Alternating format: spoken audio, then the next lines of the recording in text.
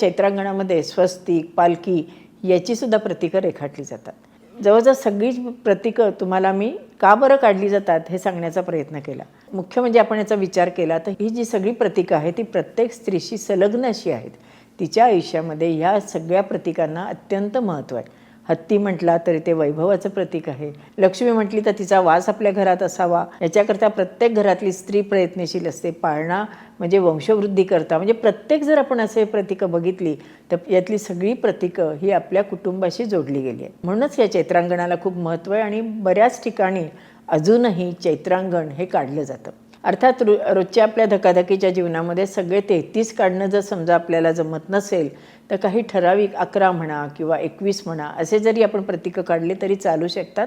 अर्थात आपल्याला ते तशी प्रतीकं काढल्याचं समाधान होतं. पण बाकीची प्रतीकंसुद्धा रोज ज्यावेळेला आपण काढतो त्यावेळेला या ना त्या रूपाने काढणं आवश्यक आहे.